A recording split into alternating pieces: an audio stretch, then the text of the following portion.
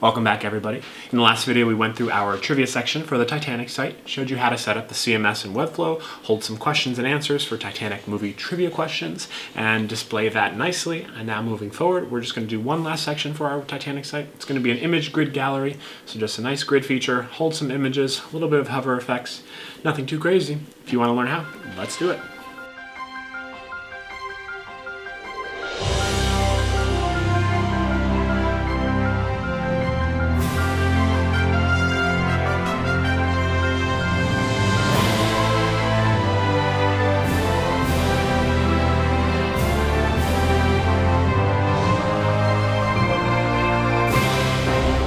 So right here, you'll see the finished product. This is our image gallery. It's just a grid that holds some images and content from the movie. This is one of my favorite shots. Leo and Kate just hanging around in the elevator, probably between takes. Got James working with Leo and Kate down here, a little GIF animation. All this is really simple, and we're just gonna set it up in a grid. So let's go back to our site. All right, so we're at the bottom of our site here. And last time we did this trivia section that has the hover cards and the answers to our trivia. Next thing, I'm just gonna make sure we're here. Gonna go in our body, hit plus, got a new section, and right here on the bottom it pops up. Let's name this image gallery. First thing we want to add in here is a div block. So I'm not using a container for this. Container would give us the equal width on each side, but I want to have a little more control in terms of spacing because the automatic dimensions on the Webflow containers are a little condensed and it squishes the images that we're going to be putting in. So I just want to have a little more control. I'm going to use a div block so we can grow it and shrink it as needed, but style it the way that we want to so our images show up nicely. So we've got our div block here. I'm just going to call this gallery container as a class. I'm going to set a height for this. I will make it 1600 pixels. That way it gives us some nice room to work with. I'm only going to make the width 80%. That way it does have that extra space on each of the sides. But you see how it's not centered, it's off to the left. So let's just make sure we're in our image gallery, which is the section. If we make this a flex container and we can center the content, we see now that that div block appears in the middle. Great. So in this gallery container, I'm going to do the next thing is add the grid itself. So we've gotten some practice with this. I'm going to click grid, and it already creates some columns for us. And we can jump back here. So this grid is just going to be 3 columns, 3 rows. 3 by 3 is a good start. Then we'll adjust the sizing of everything. So we can just click plus. We can click plus over here, and now we've got 3 by 3. Wonderful. First thing I'm going to do in here is add a div, and that'll jump right into the first available cell because it's set on auto on the right here. But I'm going to change this to manual because then we'll have control over the styling and spacing on viewport sizes, and we can drag the cell contents around if we want. So I'm going to give this a class name, name it gallery grid div. And this is going to be our base class that we're going to apply to all of the other cells as well. So I'm going to start with this one first, and it's on manual, and I'm going to add a background image. And again, I could put an image element into this cell, but you have less control over the sizing and dimensions and the scaling, so I always like to work with background images instead. Then you can set things to cover and fixed, and you can move things as you need, and they will scale accordingly with the div container. So with our div container selected, we're going to go to the backgrounds. I'm going to choose an image, and I've got a bunch of content here that I uploaded. I'm just going to click this Titanic ship down here. I'm going to click cover, center, appears in the center there, wonderful. And as we add the rest of the content, everything will grow accordingly. So I know we can't see it too well now, but that's okay. I'm going to go back to our grid, just name this really quick. Image gallery grid. All right, so then I'm going to add another div with our grid selected. I'm going to give this the same class as gallery grid div, and you'll see it's going to absorb everything that we already set. So it's going to give the same background image, and we don't really have any other dimensions set, so that's the first thing you'll see. There we go. If I add a combo class, so what image should I put here? I got Leo and Kate in the water here. So if I just do, I'm going to say Frozen. Frozen for this is our combo class. And that way now I can add other styling even though it maintains the original. So I can change this image here. I'm going to click this. Perfect. You'll see it shows up there. But if I change anything on the original gallery grid div that has a single class, the other one will be affected. So say I gave it a height of 600 pixels, both of them will grow. So that's always a nice way to quickly access things that will have a similar styling. All right, I'm gonna go ahead and add the rest of the images in here, and then I'll circle back and show you how we style them. All right, so I finished adding everything, and as you see, I kind of left some spaces around, and then I'll show you how we can drag and arrange the imagery so it fills the different content the way that we want it. So you'll see that some things expand to take up the view. Like this image is bigger, this is a trailer. So I'll just walk through this. So we had those first two here, and every time I added a new div, it just added to the next available cell. I gave it the class of gallery grid div, and then I gave it a combo class of whatever that image kind of describes. So this is the elevator, and that allowed me to change the background image while maintaining the main gallery div settings. So now I want this one to take up more than that little cell, obviously, because we want to see it. If I just drag this, I can expand it and make it fill the content however I want it. So it's set on manual too, which helps us do this. I also did add a fourth row. As you see here, I was wrong. I do want a fourth row there. That way we can scale things accordingly. So I can make this one larger here. I want to fill that space. I want to make this one cover 2 cells that way. And it's still looking a little condensed. So how we can change this is go to the grid itself. So click on image grid. So if I make this take up 100% of the container that it's in, which is the gallery container, remember we gave that a height of 1600 pixels. So as soon as I press enter, the content expands to fill that. There we go.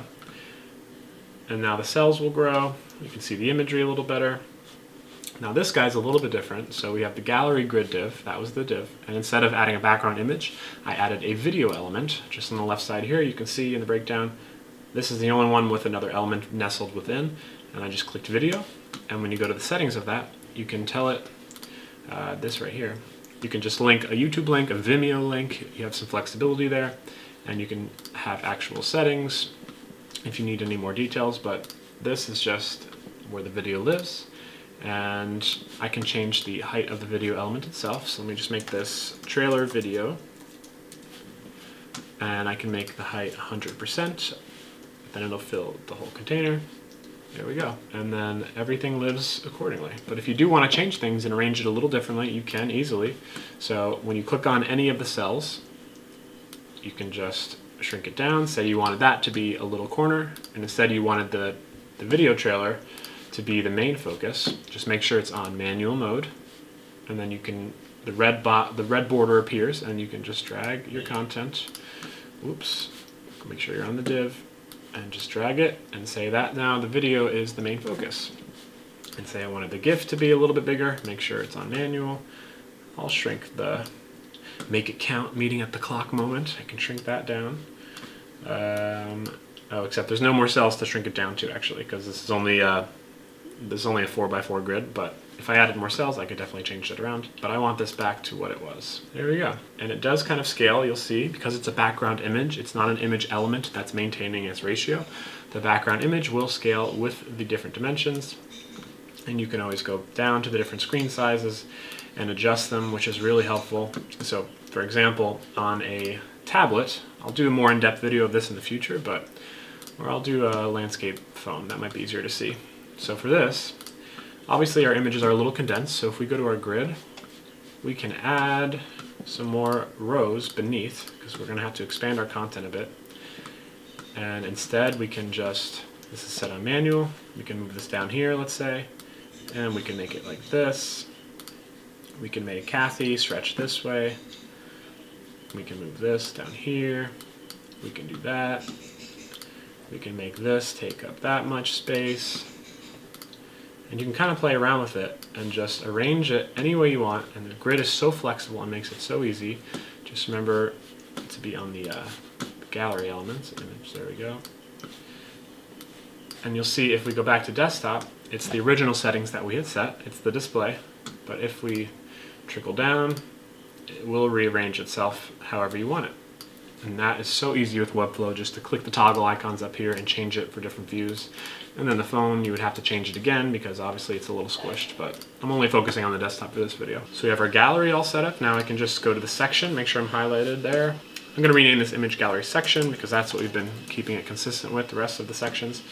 So now our whole navigation is just full of sections. And those are the things that are fading into view after the timer delay, so we watched that video trailer first, right? So just go to the element trigger. I'm going to go to our all elements in that we have created this interaction. I'm going to make sure we're on image gallery section. I'm going to have hide show, and I'm going to make it display none initially with this group, and then after that delay I will display it block with this group here, and I will save this, and then I will go back to our home page. I will publish, and I will go to the live view. Here we go. I'm going to set sail. Cue the loading animation on page load, and then after 3-second delay, we'll have our content fade in. Great. And we can just scroll past cast, our trivia, and here's our gallery section. Wonderful. See, everything's there. We can click on this video as well. The trailer will play. You can visit the YouTube link directly. And it's pretty nice. And I can even add one more effect here.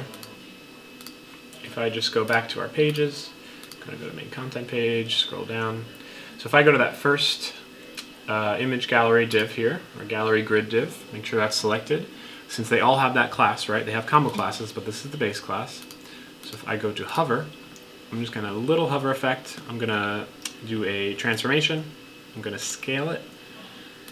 So 1 is the base, 1 is whole, like whatever your image dimensions are set as, that is equal to 1.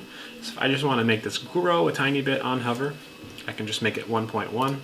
So it'll be 1.1 times the size of it that it already is. So that's in the hover state. Let me go back to the none and just add a transition. I'll make this 300 milliseconds, ease into it, and it will affect all properties just to be sure. And we don't need a cursor pointer. So now you'll see when we hover over any of the image content in our grid that has the class gallery grid div, it grows a little bit, kind of a little focus effect so the user knows which one they're hovering on. And that's our image gallery grid. So you can fill a grid with anything you want. You can do videos as you saw, you can do pictures, you can do chunks of content as well, and it just allows you so much flexibility to lay things out and adjust them and scale them as you do on mobile screen sizes. You can overlap content, you can have them bleed together and add some cool effects. There's so much creativity you can have with this, but it just keeps everything in place and the structure really helps. So definitely use grid when you can, guys. Keeps things organized. And just because it's grid doesn't mean it has to be square and blockish like this. Like you can tell this is made with the grid, but there are so many websites that use grid to hold their formatting and content, and it's just text, it's images, it's paragraphs, it's full sections. The whole website is a grid. Sometimes you don't see it, and that's sometimes the best way, right? So I hope you like this Titanic series, guys. This was the last video in this chunk, so I built this website just for fun. I love the movie, and I just wanted to break down the sections and how I built everything. Hope you enjoyed it. If you did, give me a like and a subscribe. That would be great. And then you can stick around and follow what happens next. I'm going to be branching out and trying to do videos on different movies specifically now and cover some more broad Webflow topics. So if that sounds interesting to you, can't wait to see you again. Thank you.